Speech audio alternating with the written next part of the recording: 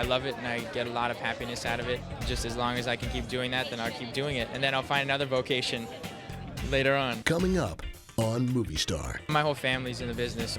Since they're in the business, I'm in the business. It's that simple. Jake Gyllenhaal, a Hollywood heartthrob whose fans describe themselves as Gyllenhaalics. Well, belly up to the bar, Gyllenhaalics. It's time to get your fill.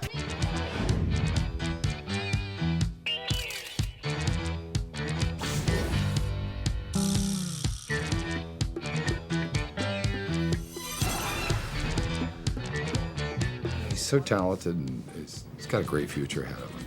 He's amazing. I think he's one of the really most articulate and serious young actors of his age. I really couldn't have asked for a better actor and a nicer person. Jake's godmother is actress Jamie Lee Curtis.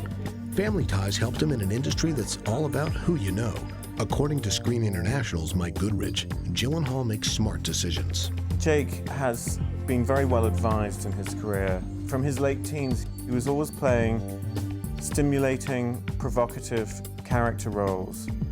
But with his incredible good looks, he's managed to evolve with great integrity into a major film star. He was born Jacob Benjamin Gyllenhaal on December 19, 1980 in Los Angeles, California. His older sister, Maggie, is also an actress. Gyllenhaal's first feature film, the comedy City Slickers, stars Billy Crystal. Jake, who was 10 when the movie was released, plays Crystal's son. He was nearing his teens by the release of his next two films, The Adventure Josh and Sam, and the drama A Dangerous Woman. Then Gyllenhaal received critical praise for his 1999 release, October Sky. It's the true story about a coal miner's son who grows up to work with space shuttle astronauts. In October Sky, Jake really proved that he could hold his own against major actors like Chris Cooper and Laura Dern, very fine American character actors. He was playing the son to Chris Cooper's domineering father. And it was a very uplifting film. It was a very well-reviewed film. He got incredible acclaim for it.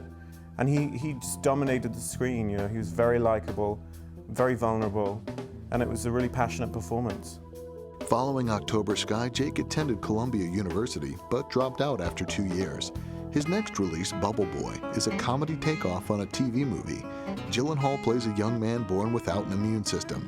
When the woman he loves, played by Marley Shelton, leaves to get married, he builds a portable bubble and ventures into the outside world to stop the wedding. The metaphor of the movie, the sense of like everybody sort of being in their own bubble of sorts. And even the people who aren't in the physical bubble are in their proverbial bubbles, you know, in the story, and then hopefully people watching it too. I'm not Minnie. I'm not Minnie. I'm not Minnie. I'm not Minnie. No group walks away from this movie not offended, or, you know, it's an equally offending movie, which for me personally, in terms of like depressurizing situations, is really important. To acknowledge like stereotypes and all those things is what I think the movie does. Jake was chosen for Bubble Boy during a casting call. You need someone with tons of heart and charm inside the bubble, and let everything else around Bubble Boy be kind of wacky and crazy and visual. And that's how we kind of just went through this incredible process of seeing young men, and on an early Saturday morning, found Jake Gyllenhaal. Jake walked in the room, and 2 seconds later, you know, Bo, myself, and John Papsadera, the casting director, are looking at each other like, oh my God, this is the guy. Once cast, Jake learned to act inside a bubble. I gotta do this alone. The bubble, there's always this like perpetual rumbling in it, so I would sort of have to yell all the time. There was also the fact that I couldn't really hear anybody from the outside, so I ended up reading lips.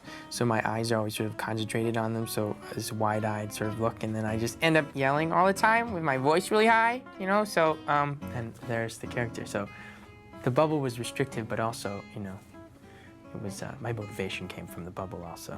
You can't make Bubble Boy if Jake Gyllenhaal doesn't exist. He is the movie, and he's so magical and elevates the film and has such depth and at the same time comedic timing, and he was a joy. Although Jake's Bubble Boy character travels to Niagara Falls, the movie was shot in California and Nevada. Other locales were simulated to make it seem as though he'd traveled across the country.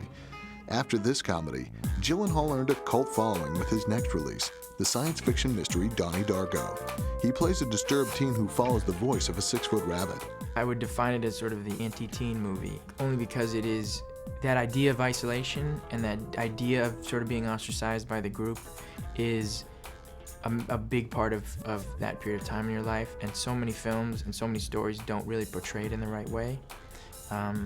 It's sort of polished and pretty, and this leaves with begging questions of you. Donnie Darko was written and directed by Richard Kelly, who shot the movie in 28 days on a budget of less than $5 million. Everyone feels alienated to a certain extent growing up. In this case, we are kind of providing, in our storytelling method, we're applying science fiction in the context, of a coming-of-age tale. I knew that if I didn't kind of play Donnie in a sort of sane way, if I was conscious of some sort of sense of insanity, or if he was schizophrenic or whatever he might be, that it wouldn't play, like it wouldn't be relatable, I don't think. I did research on, hypnosis and schizophrenia and sleepwalking and all those things, and then I kind of put it all the wayside. But overall, it was just a clear intent, sort of trying always to get people from the beginning of the story to the end. Gyllenhaal's real-life sister, Maggie, plays his sister in Donnie Darko. Jenna Malone also co-stars. I knew that Jake was going to be involved, and he's amazing. I think he's one of the really most just, articulate and serious young actors of his age. Jake was nominated for an Independent Spirit Award and won a Young Hollywood Award for his work on Donnie Darko. Nice to be acknowledged for any work, especially when it's work that is seemingly different from a lot of work that's being done. It's an odd movie, it's an interesting story, it's different than a lot of things that are being told, and to be acknowledged for a story like that is great. To be in a film like Donnie Darko, and which was such a cult film all around the world, really helped Jake's career. And it was a sort of science fiction movie that really captured a teen audience and started to develop his teen following, although it took off very slowly. Donnie Darko received awards at film festivals worldwide. Jake, who turned 21, began to get cast in romantic parts.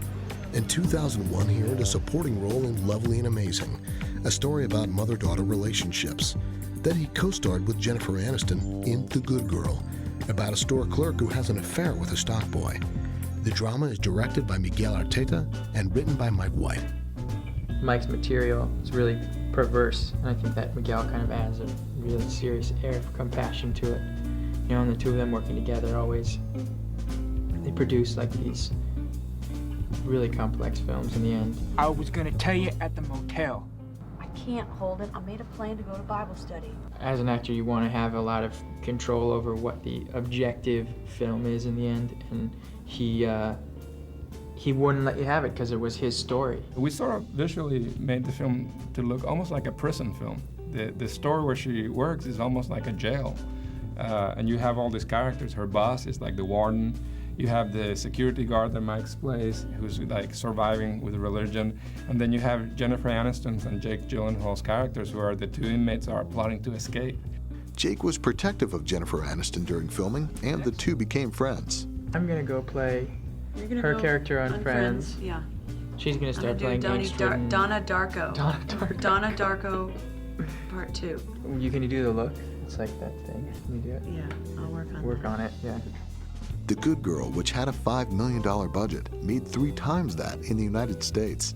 Another 2002 release, Moonlight Mile, featured another impressive cast, Dustin Hoffman and Susan Sarandon. There are 50 days of working with some of the most incredible actors and some of the most incredible artists around. And to explain that in a few words is impossible. I haven't had the time to think through the ramifications of a life in commercial real estate, but... Yeah, well, that's understandable. There was a picture I just saw the other day that the on-set photographer gave me of my chair in between Susan and Dustin's, and it was like, it is. Every day you sit back and watch, and then you realize you have to play your part, and then every once in a while you get kind of lost in it, and then you get back in it, and you kind of slap yourself in the face and just keep going. Hoffman and Sarandon star as grieving parents of a young murder victim. Jake plays the fiancée who lives with her parents while a legal battle goes on to bring her killer to justice. I hope that people take away from it a want to make their relationships better and to actually make real connections in their life, instead of passing through and not appreciating, the moments that they're in. Moonlight Mile is loosely based on writer-director Brad Soberling's experiences when an obsessed fan killed an actress he dated. It's a really amazing movie about healing and coming to terms with, you know, the death of a loved one. As with his character, Jake became close to his movie legend co-stars. He was on hand when Susan Sarandon received a star on Hollywood's Walk of Fame. It's interesting working with Dustin and Susan, the difference between the styles, that both end in the same place, but how they get there is totally different. I think with Susan, there's just a reality to her work, you know, they're like 2 or 3 takes and she's got it, you know, whereas Dustin plays around for a really long time finding it, and eventually when it's cut together, it's just as brilliant as the other, but Susan she brings with her a kind of natural quality. Moonlight Maya was filmed in Massachusetts. Between this release and his next, Jake started dating actress Kirsten Dunst. His sister Maggie introduced the two when she worked with Dunst on Mona Lisa Smile. Dunst was asked how Gyllenhaal felt about her kissing scenes with another actor. Oh, he doesn't care. He's my man, so it doesn't matter. Like, you know. Gyllenhaal's next picture is a big-budget feature, The Day After Tomorrow. The drama, co-starring Dennis Quaid, looks at what could happen if global warming leads to a new ice age. Jake hoped audiences would learn something.